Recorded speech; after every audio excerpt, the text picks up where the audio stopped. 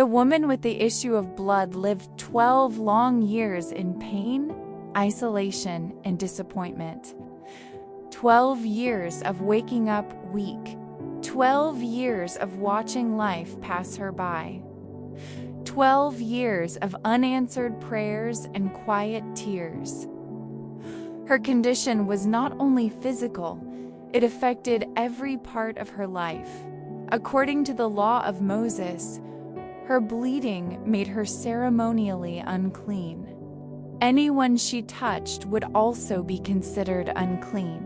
So she was avoided, excluded, pushed to the margins of society. She could not worship freely. She could not embrace loved ones. She could not participate in normal community life. Her suffering was silent, but constant. She tried everything. She sought physician after physician, spending all she had in hopes of a cure. Her savings vanished, her strength faded, and instead of getting better, she grew worse. Many of us know that feeling, trying, praying, hoping, and still seeing no change. Believing God, yet watching time stretch on. Holding faith while carrying disappointment in our hearts. But then one day, everything shifted. She heard that Jesus of Nazareth was near. Stories about him had spread across the region. The blind seeing, the lame walking, the demon-possessed restored, the hopeless renewed. Hope stirred again within her weary soul. She did not wait for him to notice her.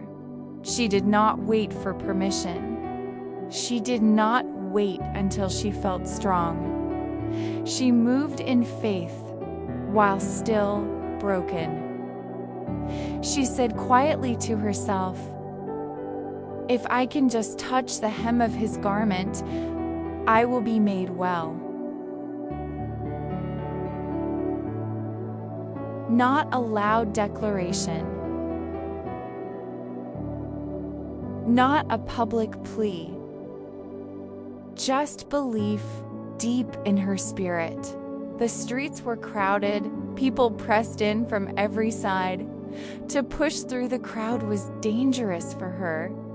To touch anyone was forbidden. To touch a rabbi, especially one believed to be sent from God, was unthinkable. But faith will always push you beyond fear. With trembling hands and determined steps, she pressed forward. Each movement drained what little strength she had left. Voices surrounded her. Bodies bumped against her, yet she kept moving. And then she reached him. Her fingers brushed the hem of his garment. In that instant, the Bible says she felt in her body that she was healed. The flow of blood stopped. The pain ended. Strength returned. At the same moment, Jesus stopped walking. He turned to the crowd and asked, "Who touched me?" His disciples were confused. "Master, the crowd presses against you. How can you ask who touched you?" But Jesus knew this touch was different. This was not curiosity. This was faith. The woman, trembling and afraid, stepped forward. She fell at his feet and told him the whole truth. After 12 years of hiding, she stood exposed, yet not condemned. Jesus looked at her with compassion and spoke words that changed everything. "Daughter, your faith has made you well.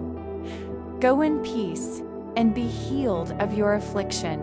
In that moment, she received more than physical healing. She received restoration. He called her daughter, giving her identity. He healed her body, giving her strength. He restored her publicly, giving her dignity. He sent her in peace, giving her a future. Her shame was replaced with honor, her isolation with belonging, her suffering with joy. This story reminds us that God sees the silent battles no one else notices.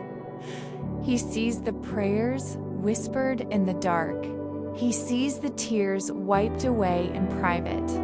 He sees the faith that refuses to die, even when life has drained you, even when answers seem delayed, even when hope feels fragile. You are never too far gone for God to restore. If you are waiting for breakthrough, do not stop believing. Your faith still has power. Your story is not over. And just like that day on the crowded street in Galilee, Jesus is still passing by.